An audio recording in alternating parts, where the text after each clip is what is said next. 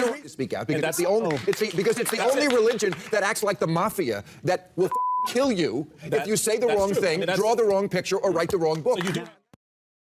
In that memorable video clip from 2014, Bill Maher was referring to Islam's blasphemy laws, which ban, often on pain of death, any insult to Islam, and especially its prophet Muhammad. Little did Maher know, but the similarities between Islam and the mafia far exceed punishing those who say, draw, or write the wrong thing. And in this video, we will look at 10 such similarities. 1.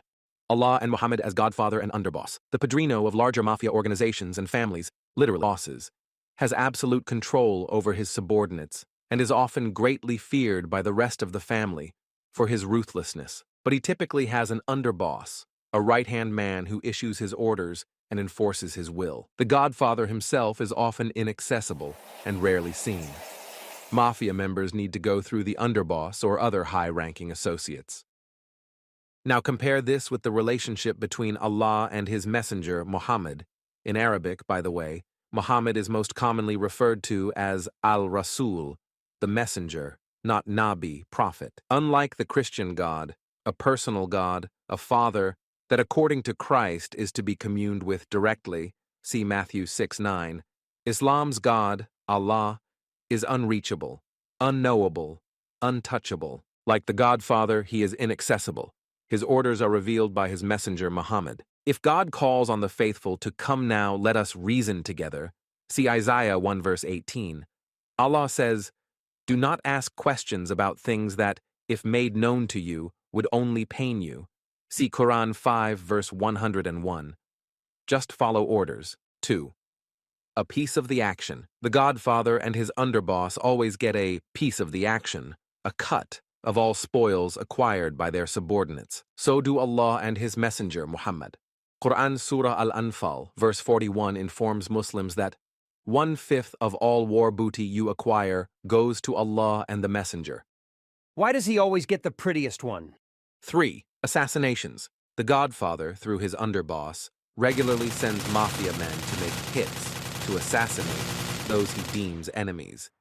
So did Allah and his messenger. One example, a Jewish poet, Ka'b ibn Ashraf, once insulted Muhammad, prompting the latter to exclaim, "Who is willing to kill Ka'b bin al-Ashraf, who has hurt Allah and his apostle?" "Oh, Rasulullah, would you like me to kill him?" yes. "In order to kill Ka'b, I have to lie. Is it okay to lie to please Allah?" "Say what you like. You are absolved in that matter." Ibn Maslama traveled to Ka'b and began to denigrate Islam and Muhammad until his disaffection became so convincing that the poet took him into his confidence. Soon thereafter, Ibn Maslama appeared with another crypto-Muslim, and, while Ka'b's guard was down, they slaughtered the poet, bringing his head to Muhammad to the usual triumphant cries of Allahu Akbar.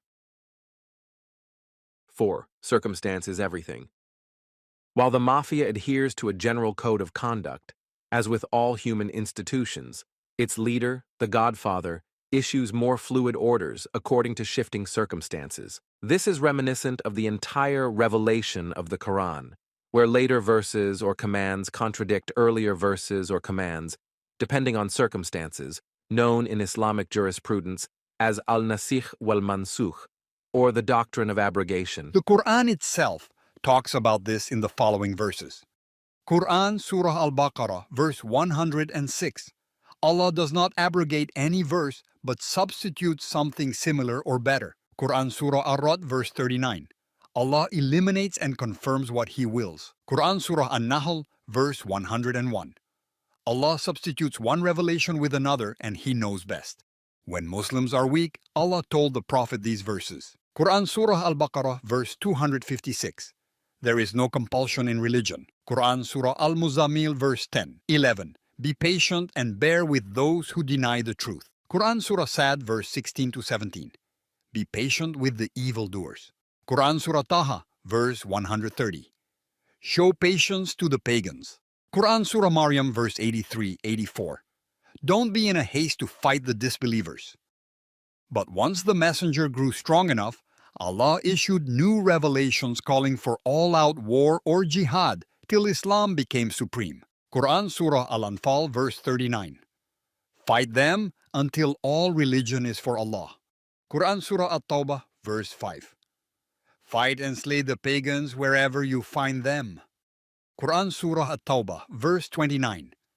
Fight the Christians and the Jews until they pay jizya willingly, fully humbled. Quran Surah Ali Imran, verse 85. Any religion other than Islam is not acceptable. Quran Surah Al-Ma'idah, verse 33. Execute, crucify, torture those who opposes Muhammad. While other religions and scriptures may have contradictions, only Islam rationalizes them through abrogation, that is, by giving prominence to later verses which are seen as the latest decision of the deity, the latest decision of the Godfather. 5. Clan loyalty. Loyalty is of paramount importance to the mafia. Following elaborate rituals of blood oaths, mafia members are expected to maintain absolute loyalty to the family on pain of death. Mafia members are expected to always be available for the family, even if your wife is about to give birth, as one of the mafia's 10 commandments puts it, and to defend the Godfather and his honor, even if it costs their lives.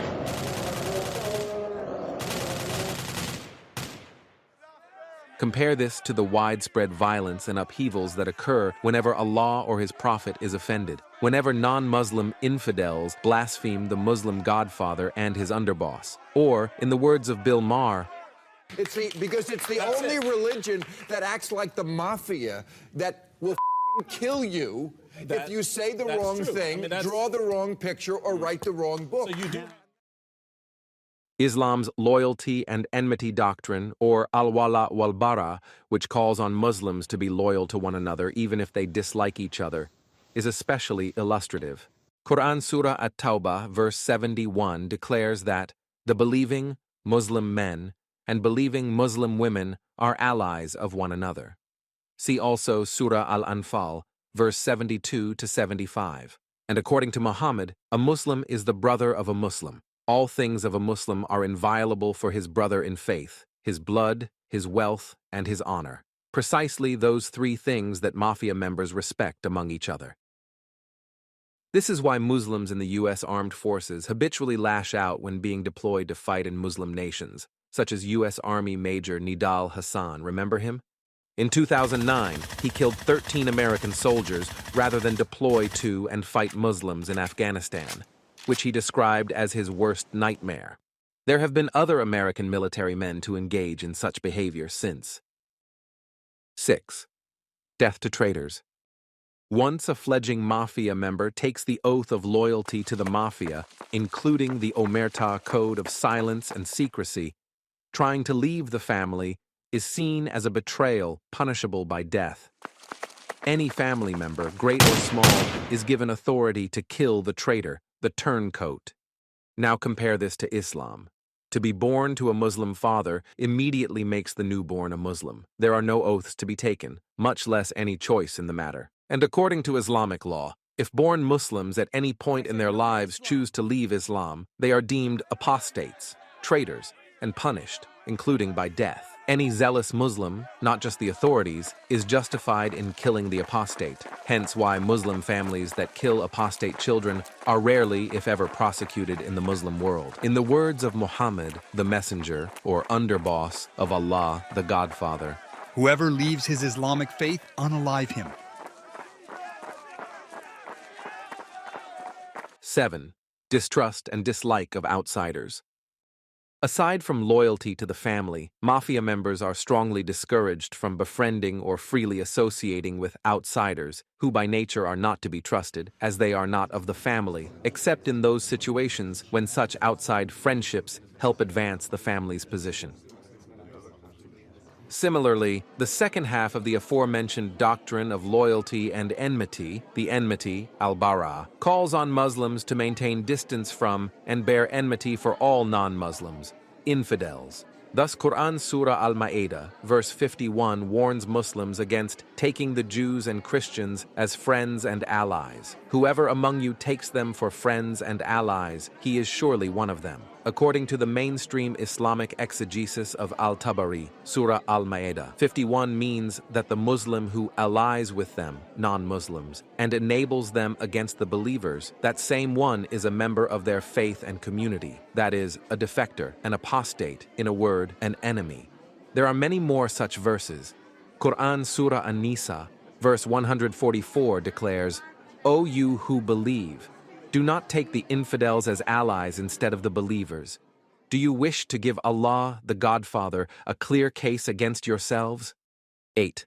Deception and dissimulation. As mentioned, close relations to non-mafia individuals that prove advantageous to the family, for example, collaboration with a crooked cop, are permissible, as long as the mafia keeps a safe distance, keeps the outsider at arm's length. Compare this to Quran 3:28. It tells, quote, believers not to take infidels for friends and allies instead of believers, unless you but guard yourselves against them, taking precautions. According to the standard Quran commentary of Tabari, taking precautions means if you Muslims are under their, non-Muslims' authority, fearing for yourselves, behave loyally to them with your tongue while harboring inner animosity for them, but know that Allah has forbidden believers from being friendly or on intimate terms with the infidels rather than other believers, except when infidels are above them in authority. Should that be the case, let them act friendly towards them while preserving their religion. After interpreting Quran 3:28 as meaning that Muslims may protect themselves through outward show when under non-Muslim authority, Ibn Kathir, one of Islam's most celebrated exegetes, quotes Muhammad's close companion, as recorded in a Sahih Bukhari hadith, saying, truly, we smile to the faces of some people while our hearts curse them. This sort of reminds me of this one scene from, I believe, the movie Casino, where a mob member makes and spits in a sandwich for some cop that he has some shady business with. The idea of hating outsiders is apparently so ingrained in Islam that one leading Salafi cleric, Dr. Yasser al-Burhami, insists that while Muslim men may marry Christian and Jewish women, they must hate them in their heart and show them that they hate them in the hopes that they convert to the family of Islam. This is what he said. احتج شيخ على حب أهل الكتاب بجواز الزواج من الكتابيات. كيف يتزوجها وهو يكرهها؟ إيه المانع يعني؟ كل الناس بتحب زوجاتهم. كم من الناس بينهم خلافات وعايشين. ها؟ ومع ذلك فهو قد يحب شكلها أو يحب تربيتها للأولاد أو يحب أن عندها مال، ولذلك يكره أن يتزوج الكتابية لأنها ليست ذات دين، وهو مأمور بأن يبغضها على دينها مع بقائه في معاشرتها، وهذا أمر معتاد جدا. أو أقول لك كل من يغتصب امرأة بيحبها ولا يعاشرها فقط؟ يعاشرها من أجل جسدها فقط ولا يحبها في الحقيقة، ومع ذلك لأنه لو كان كذلك لما آذاها، ومع ذلك فيمكن وجود المعاشرة الجنسية دون حب، فهذا ممكن ومأمور هو كما ذكرنا بأن يبغضها. فتترك النصوص القاطعة. لا تجد قوما يؤمنون بالله واليوم الآخر يوادون من حاد الله ورسوله ولو كانوا آباءهم أو أبناءهم أو إخوانهم أو عشيرتهم أولئك كتب في قلوبهم الإيمان وأيدهم بروح منه. تتركه تعمل فيه إيه؟ ماذا تصنع؟ الموالاة أصلها المودة والحب عند كل أهل اللغة، والله يقول ومن يتولهم منكم فإنه منهم. تعمل فيها إيه؟ لا تتخذوا اليهود والنصارى أولياء. تعمل فيها إيه؟ ماذا تصنع في هذه النصوص؟ يقول لها أنه يبغض دينها بلا شك، لابد أن يبين لها أنه يبغضها على دينها ويبغضها من أجل أنها كافرة، وإن كان يحسن عشرتها حتى يكون ذلك سبيلا لإسلامها ويعرض عليها الدين ويدعوها إلى الله عز وجل. أهو ده بقى الذي يقطع الدين، يترك الذي لا يعجبه ويمسك بشيء لا يدل في الحقيقة، لأن ربنا أجاز نكاحهن فقط ولم يجز محبتهن على أديانهن أو رغم كفرهن. فإيه المانع؟ كما ذكرنا ليست كل البيوت بنيت على الحب. لو كان الأمر كذلك لما استمرت الحياة الزوجية بين أكثر أهل الأرض. نعم. ولا تنكحوا 9. I'm gonna make him an offer he can't refuse. Although the novel-turned-movie, The Godfather, is fictitious, it definitely captures much of the mafia's modus operandi.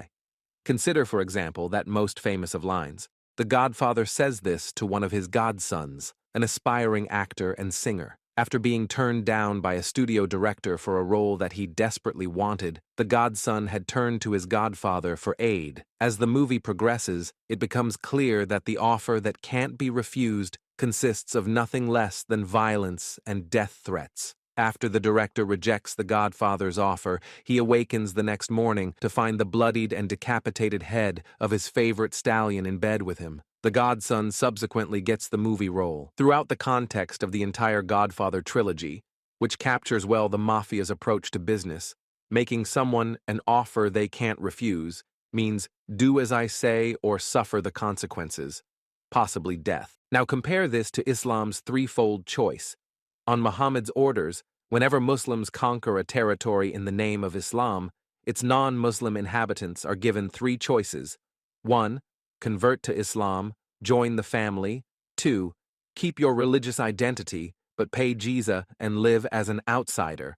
Or 3. War to the death. Throughout history, converting to Islam has been an offer that countless non-Muslims could not refuse. In fact, this offer is responsible for transforming much of the Middle East and North Africa, which was Christian majority in the 7th century when the jihad burst forth from Arabia into what is today called the Muslim world.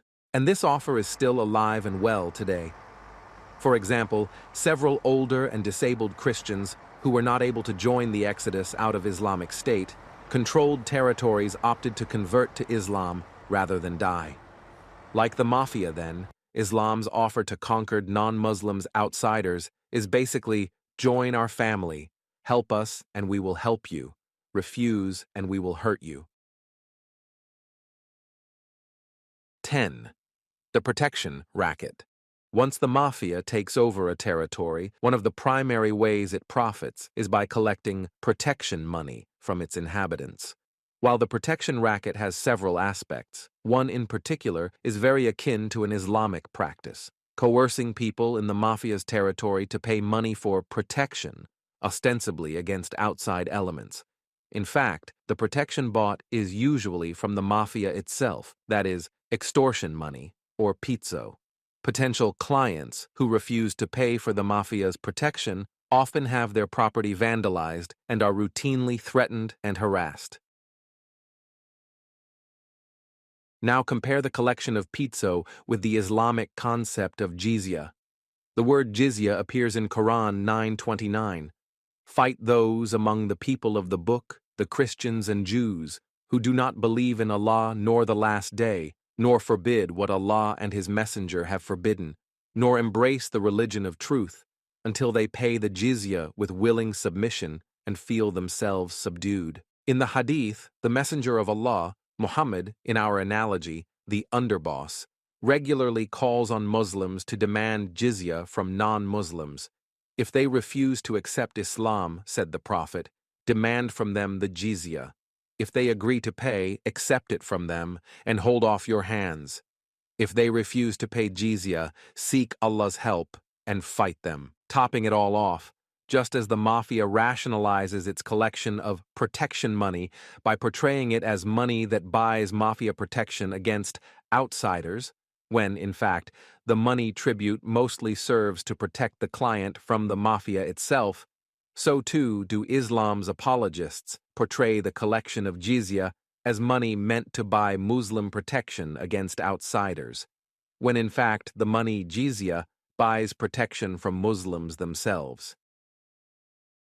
So there you have it, 10 similarities between Islam and the mafia. But what makes them so similar in the first place? One clue is found in the fact that the very word mafia, which means hostility to the law, boldness, is derived from an Arabic word, mahya, which in translation means bragging, boasting, bravado, and swaggering. This etymology is a reminder that Sicily, birthplace of the mafia, was under Arab Islamic domination for over 200 years.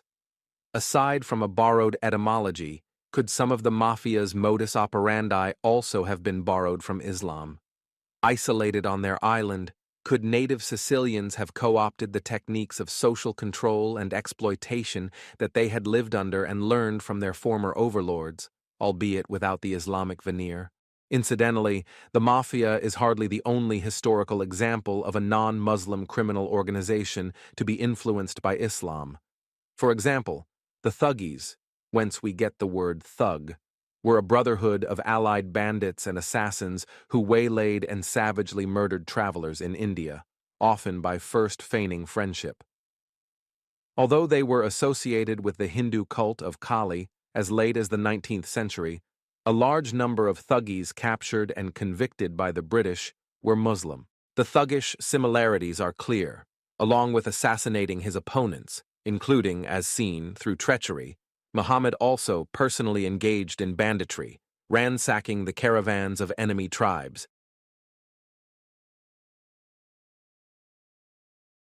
And if the words mafia and thug have Arabic Islamic etymologies or associations, the words assassinate and assassin are, of course, derived straight from a medieval Islamic sect, the Hashashin, who pioneered the use of political assassination, with promises of a decidedly Islamic, that is, hedonistic paradise for the assassin who almost certainly died. So there you have it. Now you know that when people claim that Islam is the only religion that acts like the mafia, that will FN kill you if you say the wrong thing, draw the wrong picture, or write the wrong book, they are barely touching on the similarities between the mafia and other criminal organizations on the one hand, and Islam on the other. La cagada número 1 que hacen los padres al contratar su funeral. Mira, lo de